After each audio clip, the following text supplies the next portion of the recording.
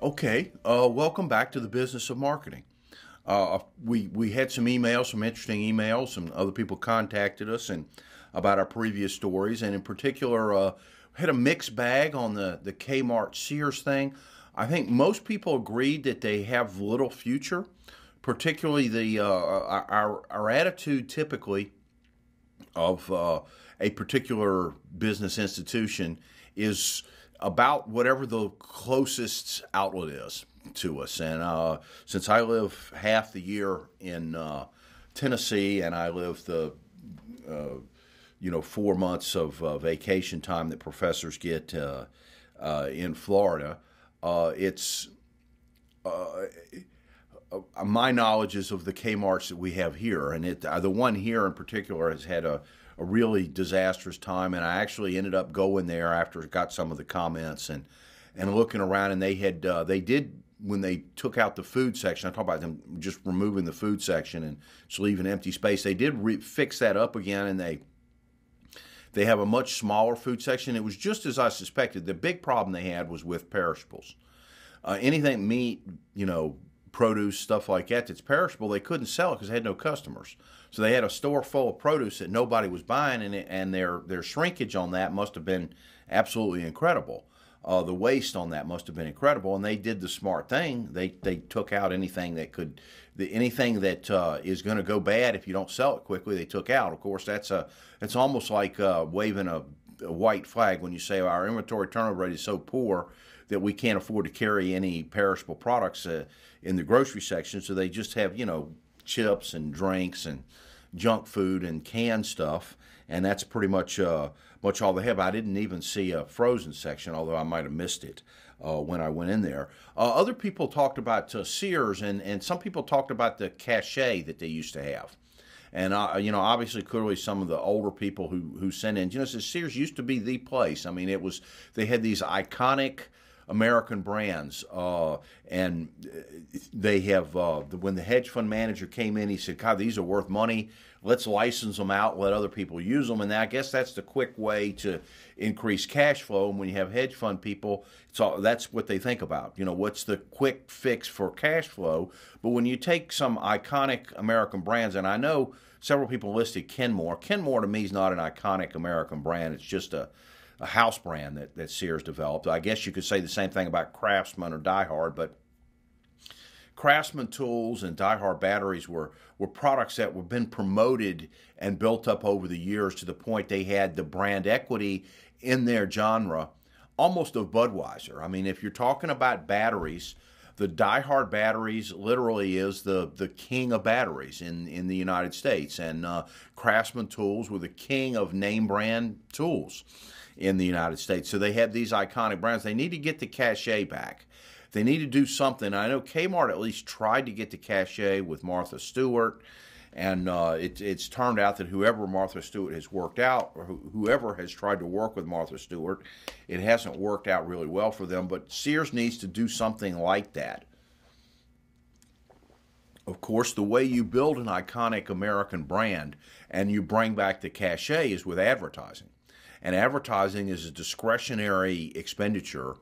And when you have hedge fund managers and people like that running firms, paying workers, paying managers a wage competitive with Walmart, and spending money on discretionary things like advertising is not something they want to do. They want to squeeze cash flow, and they want to limit cost. And we already talked about the fact that they have the lowest figures.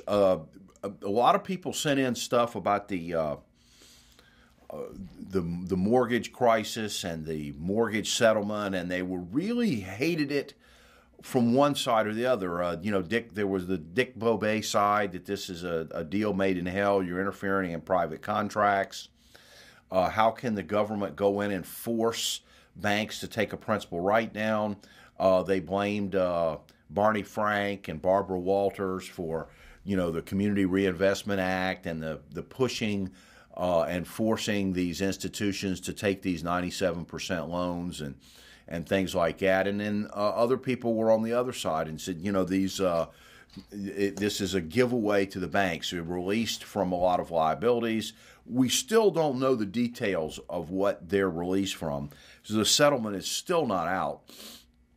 And I was, very impressed with the American Banker article that said the same thing kind of that I had been saying, or they asked the same question that I had been asking. Why there are all these interviews and all these things on why isn't anybody asking them if they can read the details of the settlement?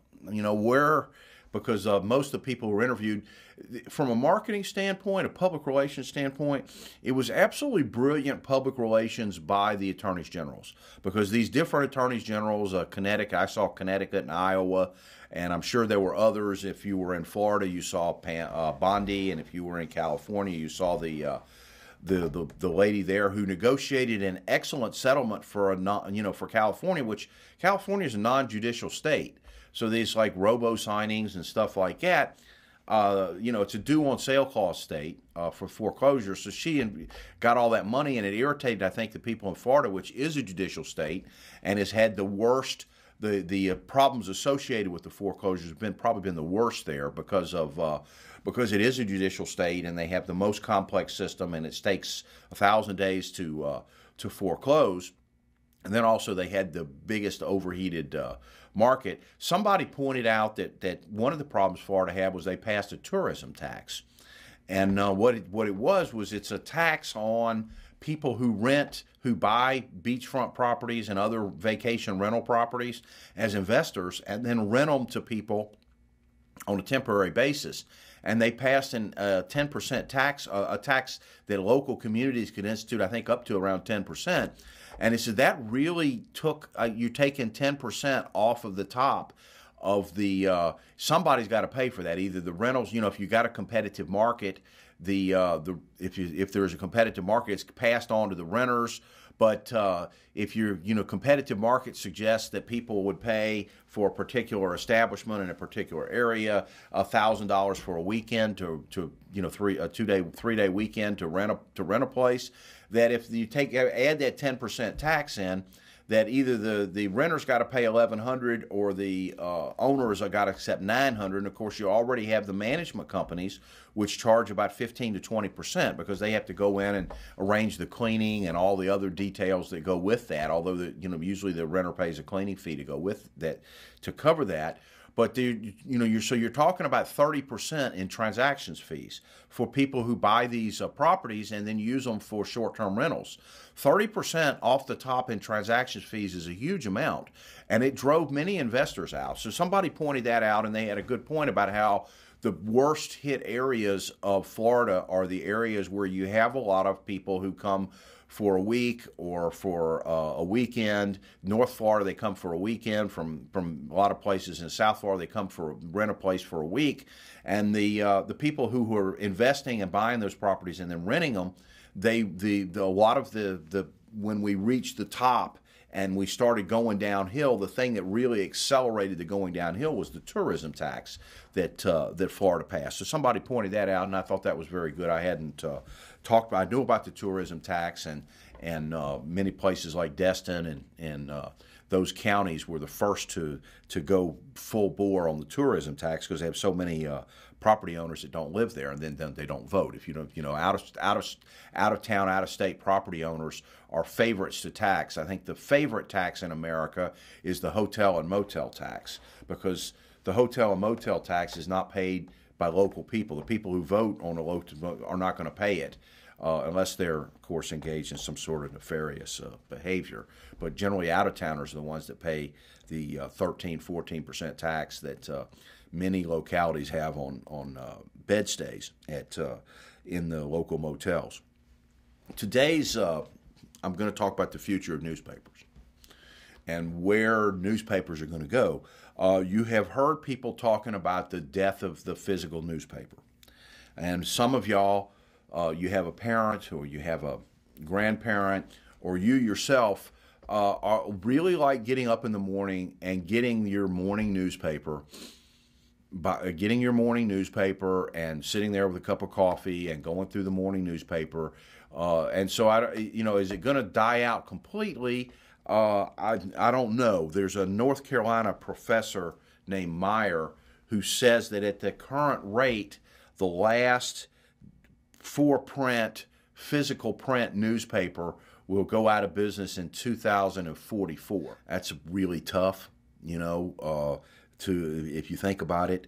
30% of the newspapers will not be around 10 years from now, according to this. And the question for the newspapers, and if in Hamlet they have the famous "to be or not to be," which was Hamlet was upset his father had been killed in suspicious circumstances. Instead of the natural ascension of him taking the throne, his uncle had taken the throne while he was in Wittenberg, and had taken the throne. Not only that, his uncle, with less than a month after his father died, his uncle had married his mother, and that was considered incestuous. And then also there was the funeral dirge was followed hard on by the marriage, and so he was considering suicide. As the closest to the throne, the head of the person who sits closest is closest to the throne sits lightly upon his shoulders, and the real Hamlet, if there was I guess the real Hamlet that Shakespeare was loosely writing about, was probably only 10 or 11 years old, and he pretended to be crazy and nutty and mad until he was old enough to gather an army and go in, and he ended up killing his uncle and taking the throne back that he deserved. But "To be or not to be" was about suicide. Well, the newspapers are to firewall or not to firewall. To firewall or not to firewall? That is the question. And they've been experimenting with it. Gannett Newspapers, I know, has experimented with firewalls. The New York Times has been struggling with how to do the firewall. To me, and I've brought this up, and if you don't have the cost of all the printing, you have the presses, the print, the paper, the delivery system, and that's what you pay in a local community like this. You pay 50 cents, 75 cents, maybe $1 for your newspaper, is for all of that. So if it's online, you don't have all of those costs. All you have is the cost for content, and so I'm not really clear to me that they have to charge the same amount for online users that they want to charge for the people who are getting the newspaper in print. If you want to get the newspaper in print and have your morning coffee and look at the newspaper, instead of having your morning coffee and looking at the news on the computer, you pay for that by having a subscription. And many people like that. You clip coupons, and they're used to that. They're not the type, maybe they're not computer literate, or they're not people that think about computers, or they just like the comfort or have the habit of reading the newspaper. Now, I have asked, before I did this, I asked my students, how many of you have a subscription to the newspaper?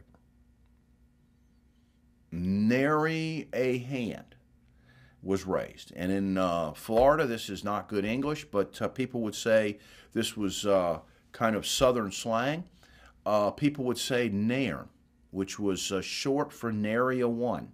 Nary a hand was raised in either of my classes. And so that's an indication, if the newspapers are strictly going to target an old target market, they can have their physical newspaper. But the issue of the firewall, how do you do that? And the New York Times, because the thing is, if you set up the firewall and then you don't have anybody join, what are you doing about your circulation? Circulations have been going down, quite a bit. There's an audit bureau of circulations that says that newspaper circulations dropped 2%. In the last year. Nielsen gave some figures. I have some Nielsen figures in a blog saying 6 or 7% of a year in terms, and that seems a little bit high, but in terms of subscriptions, and then, that for subscriptions and things like that, that they've gone down in 3 years, I guess about 7%, which I guess maybe is more, 7.6% in 3 years, and that's a more reasonable figure. So the New York Times, they tried the firewall and they didn't have any buzz, and the articles that they were putting online, nobody would read them, and so people would avoid it. I mean, the blogs, all the different people that would maybe reference a New York Times article, they stopped referencing it because it was behind a firewall. And so they couldn't get to it. Gannett Newspapers, which owns a lot, and I'll get to that in a minute, that owns a lot of local newspapers around the country. I know in Tallahassee, that was the first place they wanted to experiment with the paywall, the pay firewall, and not allow access unless you paid.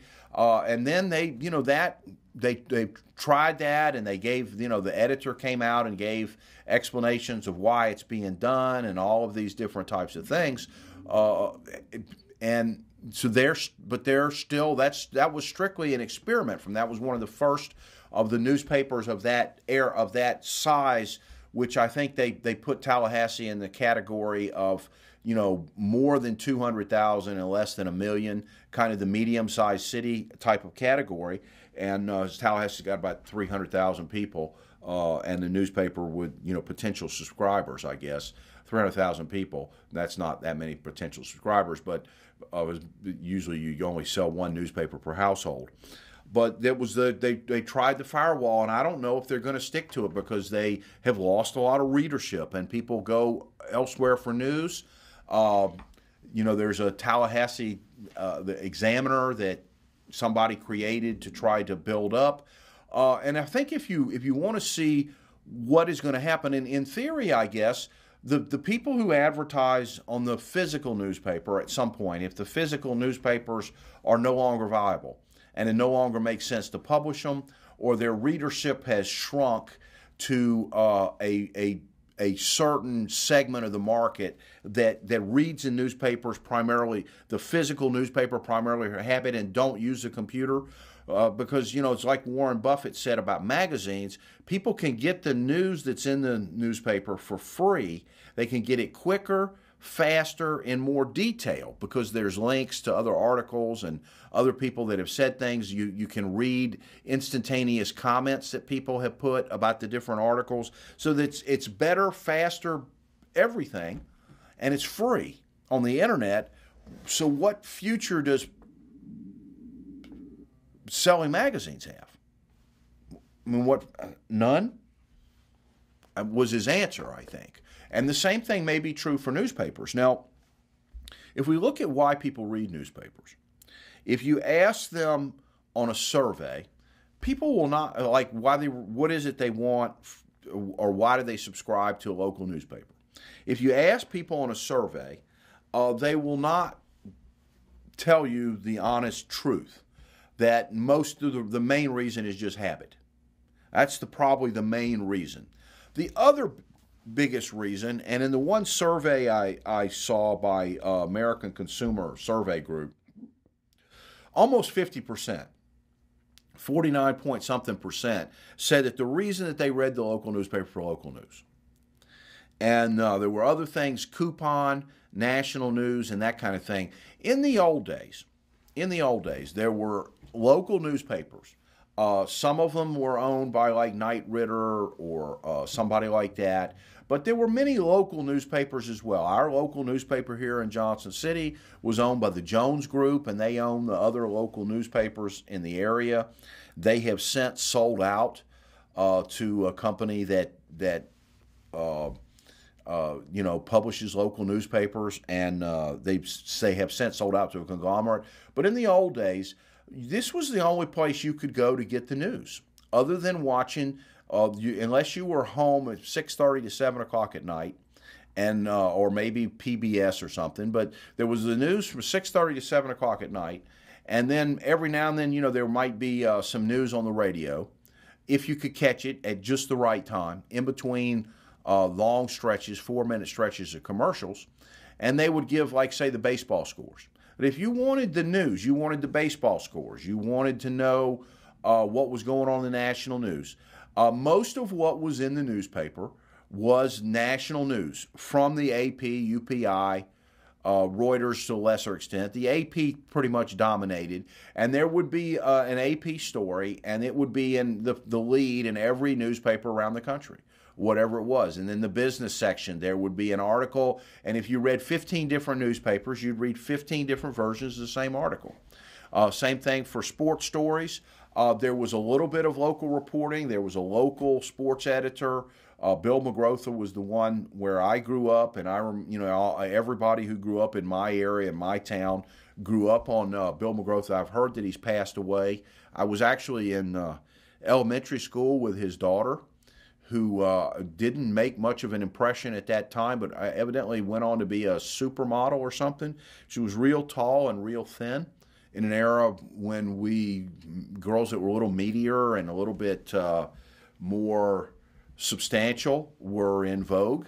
And I didn't, remember her very well, but she went on to be a huge, famous $10,000 a day runway supermodel, evidently. And but he was a really great, a great guy. And later on, as an adult, I played poker with him and got to know him personally. Played poker we were in the Elks Club together and played poker together. And he was a really cool guy, and a nice man. Besides being a great writer and carrying the sports news. And I grew up on that. And so the local sports coverage, it wasn't very extensive. I mean, I remember high school baseball. They would cover, they would name the winning pitcher, anybody that had 2 hits, and there would be about 2 sentences, and that was it. College was covered. The local colleges were covered much better. But even then, it was primarily, your major sports. There was not a lot of detailed local coverage, in my opinion. There was a local, the Wednesday section had the coupons, and that was really big. The Sunday, they would have a local style section and have other things, and they would have a to-do for the weekend thing that came out, and that was really nice, and things like that. So the local news coverage is still the biggest thing. And if you survey people for what they want from the local newspaper. Well, now what happened though over the years was that as you got corporations involved in things, the corporations are looking to cut costs. And so they would streamline, and they cut the amount of reporting.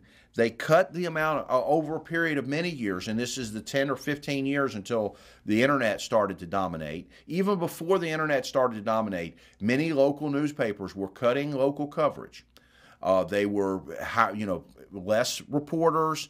We would have in our Johnson City paper, and particularly after the Jones sold out, we would have these human interest stories from 300 miles away or 200 miles away. And there would be this human interest story that was supposed to be kind of your local human interest story, but it was somebody, it might be in Arizona, New Mexico, or down in North Carolina or something like that. So somebody would write a really nice human interest story, kind of the style story, and that would be in, if Gannett had 300 newspapers or Knight Ridder had a bunch of newspapers around the country, they could put that in every newspaper. They only had to pay one reporter, and they could put it in 300 newspapers. So there were efficiencies of scale, but these efficiencies of scale led to less good reporting, less emphasis on local reporting, and they became addicted to the AP national news as most of the filler and most of the content. And they still do it that way. I mean, if you look at the lead article, almost in any local newspaper, it's an AP article. I mean, look at how many times the local article in our area is about some national event or international event that's an AP article. And the newspapers really don't need that much anymore. Unless it's a local article, you don't really need that as much anymore. Now in the survey that was done, 14% of the people that read the newspaper, and this was the subscription, get a subscription, want it because they want to read the national news. Obviously, that's the 15% that doesn't use the computer and the internet to get information. They like getting their information. There also may be a certain time in which they do things. If you're the kind of person that does real work, you're a roofer, a plumber, a pipe fitter, a carpenter, or something like that. You may get up in the morning, or you work in a factory or something like that. You're not sitting in an office, in other words. Being able to play on the internet in the office, you do real work. If you're one of those people, the morning or the evening, that or at lunch, grabbing the newspaper, that may be your only chance to read the national news, and people are not used to getting the news off the computer. But it's the national news that they really can't compete in. As a local newspaper, you can't really can't do anything better or different than internet, and I would think that they would emphasize it much less. If you want to be successful in the future as a local newspaper, you got to do more local. And I think that local can be done in a much more expensive, in a much less expensive and much more efficient way in the modern age, because everybody's got their laptops, their BlackBerries. They can write articles. They can send them in electronically. So in the future, newspapers that want to survive are going to have to emphasize more local coverage. I believe that you'll see new models of newspapers that are where the newspaper becomes the equivalent of the local portal for the town, where if you want to look up times for the times for movies and stuff like that, people used to go to a local portal. We had one, the Greenville. It was an internet. A company that provided internet access out of Greenville that set up one, and it was a tricities.xtn was our first local portal, and it was so neat because you could go in and get times for the you could get the times of movies. You could go in and look up before they had Yellow Pages on the internet. You could look up where local businesses were and what their phone numbers were and their hours of operation and things like that. And that was really nice. So I think the combination of the local portal, which has all the access to information about the local area, and also a local news heavy newspaper, done in a very efficient manner, where you may have to pay piece rate for articles, and even because the physical newspaper, you had a problem in that everything had to fit in a certain box. And it had to be typeset. And a lot of the work went to typesetting. A lot of the people who work in the physical newspaper as editors and people like that, they have to fit everything into a little box. And a lot of effort went into that. A lot of money went into the putting everything into the box. There are going to be so many pages, so much advertising. We have so many lines of space that we have to fill. And the issue of the reporters writing articles so they could be cut. And you put the most important information at the beginning, and you follow it all the way down with the understanding that if they needed to lop off the last paragraph, they would. Because of space, if you have to cut the last paragraph, you have to cut the second to last paragraph, whatever it was that had to be cut to fit in that space, that it was cut. And so writing efficiently and getting everything into a certain size was at a premium, and that's what they paid the money for. Was to be able to do that. And there were editors for every section of the paper. And these editors were the people that controlled access. They were decided who got to play that day, or whose article got in and whose article didn't get in. And so there was a lot of that. You don't need a lot of that online. You don't need a lot of cutting. You don't need a lot of editing. You don't need a lot of processing if you have good reporters. Now, I'm not saying that as a newspaper, you want a really sorry reporter to post articles online that are poorly written or use inappropriate language or potentially have some sort of horrible, terrible thing in it, an ethnic slur or something like that in the article. You have to guard for things like that, but it doesn't have to be edited to the point where you got to take an article that's 100 words and it's got to be cut to 89 words because you got to lop off that much space. That's the kind of thing that doesn't have to be done on the web, so that you when you edit, you just edit for basic stuff. And even then, we have built-in editors, Microsoft Word and other things. I don't want to use Microsoft Word because you can't use that. It does HTML. It's so messy that it could never be used in a publishing format.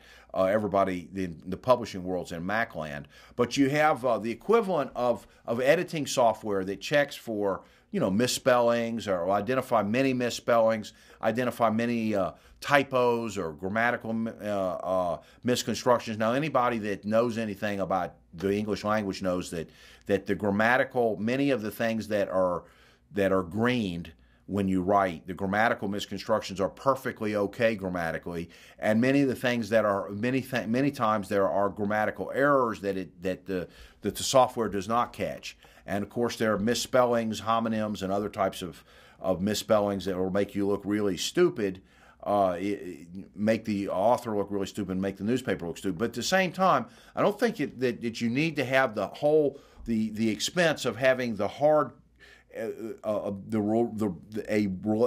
ratio of editors to newspaper writers that is very narrow, and where there's so much emphasis on writing to fit a box, because you don't need that anymore.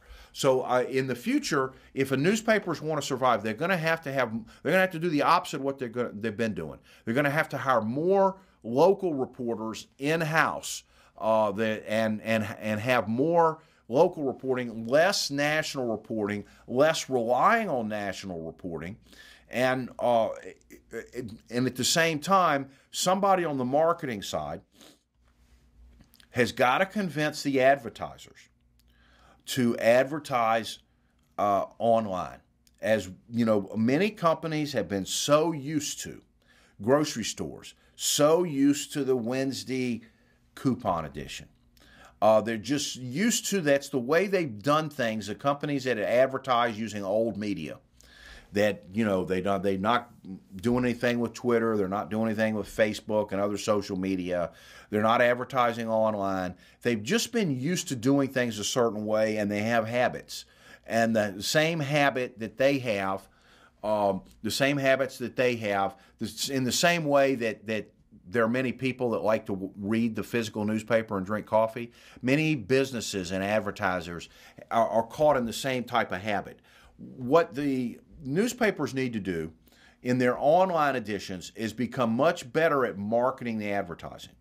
And if it's a matter of targeting better, because you see the ads typically are very poorly targeted. There's no Facebook type targeting of the ads. They don't match very well. They don't connect very well, and they're not like the people that make the decision. I think if you want to take out the editorial thing, the thing that needs to be added is really skilled marketing, and the skilled in terms of trying to develop targeting profiles, trying to develop circulation profile and readership profiles, and then developing other metrics besides impressions.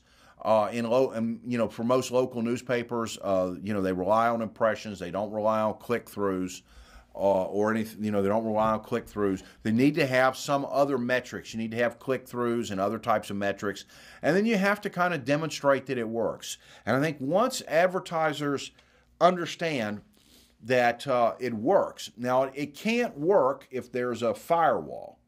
There's one of the things saying, well, if like at Tallahassee Democrat, again at newspapers at Tallahassee Democrat, if they take away, because they have the firewall, they have very low online readership.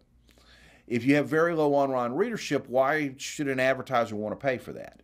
Or why should somebody want to advertise to what's really a very low circulation?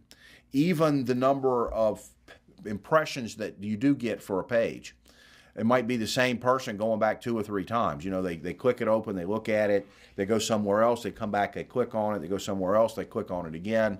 One person come back 2 or 3 times, you get 3 impressions. So if you have a firewall, you're not going to be able to convince advertisers to go beyond, the firewall paywall. You're not going to convince advertisers to go behind that and to spend much money on that. Now, of course, I'll have people from different newspapers around the country saying, yeah, but we've been very, very successful at selling ads. Well, if you've been very successful at selling ads, you don't have to pay online. You don't have to pay the paper and print. Your circulation will go way, way up if you took away the paywall firewall, why do you need the paywall? If you can sell so obviously they believe they can't sell them. I think one of the reasons they believe they can't sell the ads is they don't really know how. The people who have sold newspaper ads and this is also true for magazine ads, typically are used to selling and marketing in a certain way. They're used to relating in a certain way to the customers. There also needs to be more sophistication. Local newspapers need to develop more sophisticated methods of advertising. And I think if the technology improves and you're looking at companies out there, I think there are probably companies out there trying to develop methodologies for local newspapers and local portals to have more effective advertising. It needs to be catchier. It needs to, motion and sound and possibly a video that people could watch next to a local ad. You see these for some of the sports sites and things like that, where they'll have video ads or ads that move and things like that. They need to have catchier ads, but also they need to be targeted better. I mean, if somebody's looking at, for example, you've got a reporter from the local high school that sends in articles about what's going on at the local high school. Well, probably the people reading that, hopefully the people that are reading that, and they're not, older single 35-year-old males that just love high school students, but they're actually just high school students. Most of the people reading that are probably, go to that high school or teacher or have kids that go to that high school. So the people that are reading those articles, you want to have advertising that's targeted towards that. And right now, and I have gone through and looked at this, and my students and I have gone through and looked at this at the way this is working, and they're obviously not doing that now. That is not being done. They're not going through and being specific in their targeting. The physical newspaper, really, I don't see much future to it. I don't see much future. The young people are not reading the newspaper. They're certainly not subscribing to the newspaper. As older people age and pass away, they're not going to do it. And the other thing is that older people, many people who are senior citizens, and middle age, they now use the computer, and every time there's not many people that are saying, I'm going to give up the computer and I'm going to start doing everything, get all my news from someplace else. I'm going to stop watching television, the 24-hour news shows. I'm going to stop using the internet, and I'm going to start just getting the information from the newspapers. But there are many people that even older people, that once they start using the computer, and there's a lot of neat functions on the computer. They can video chat with their grandkids, and there's so many different things that the internet offers them that they can be interested in, so that fewer and fewer and fewer of society does not have access to the internet, or does not want to use the internet, does not want to use computer. That percentage of society that doesn't want to do that 14% that wants to go to a physical newspaper, that's going to get smaller and smaller and smaller and smaller. And as things get smaller and smaller and smaller, you just don't have much future. So it's a matter of who is going to adjust and survive. I think that you may see many of the existing operations not be able to adjust and survive and go out of business. And you may see somebody like a Facebook or a Google that comes in and figures out how to do local newspaper, local portal type of stuff. Yahoo had a chance and blew it to become, kind of a localized, they have local portals and things like that. They kind of blew their chance. They had all the eyeballs in the world, and they didn't know what to do with it, and they got greedy, and they lost their chance. So it may be that there are new models, and I'm really looking to see somebody develop a totally new model of online newspapers, one that emphasizes local news coverage. It might even be a situation where you have like a repertory theater, or you have a group and they share advertising revenues, or where reporters go out and sell the advertising for their own section. Each reporter has a section. For example, if you had a reporter here at Science Hill for the local high school, that covered all the Science Hill events, they would also be responsible for selling the advertising for it. And then maybe some kind of model like that. You have your sports coverage and other things that local sports coverage that people like to get, detailed sports coverage that people like to get, but it's got to be locally oriented. If it's not locally oriented, I don't think that you're really going to have much future. So the newspapers actually, and there's one good article out there as I was reading. There's one guy, I think Thad McElroy. I want to give credit for it. I may not be right about that. I may somebody tell me if this is right, but he said that they didn't. It's not that they're dying. He said they're committing suicide, and the main way they committed suicide was by cutting the reporting locally and trying to rely on the AP and the international stories and maybe less and less and less local coverage. And so I think if you're going to be successful in the newspaper business, you've got to get back to being local. In other words, go back and reverse what has happened. And I don't think many of the chains that have corporate management and corporate ideas and how to operate, the Knight Ridders and the Gannett's and the people like that, I don't know if they're going to be successful doing that. I'm not optimistic about them. What I do think is that somebody like Zuckerman is going to come in and develop this model for how local newspapers should work. And a combination local newspaper, local portal should work, and that they're going to be very successful with that. Somebody's going to come up with a model that'll work, and then you'll see other people developing variations of that around the country. And it may be that for example, the Tallahassee Democrat has been basically the only paper. There's the Florida Flambeau, which used to be the student newspaper at Florida State, and there might be a couple of other ad sheets and stuff like that, but basically that has been the only newspaper. That's the only choice in that town. And when you have somebody that has a monopoly and they are successful, and then a corporation comes in and takes them over, and they're run in a kind of corporate manner to maximize near-term cash flows and not worrying that much about the future, then you end up with a situation where I really believe somebody else is going to come in and knock them out. Somebody else is going to come in and do what I've said and be successful, and you're going to have fewer and fewer and fewer people reading the Tallahassee Democrat. So it may be that your local newspaper that's been around for many, many, many years is going to be supplanted by something else, some other type of system that's going to, because they are not willing to make the adjustment. They're not willing to try and improve, or they make the effort to do it, but they can never stop thinking about themselves as a physical newspaper. I think, the railroads in this country, there was a time when, people traveled by rail, and that was the primary method of travel between cities. But the railroad executives, you'd ask them what kind of business they were in, and they'd say, well, we're in the railroad business.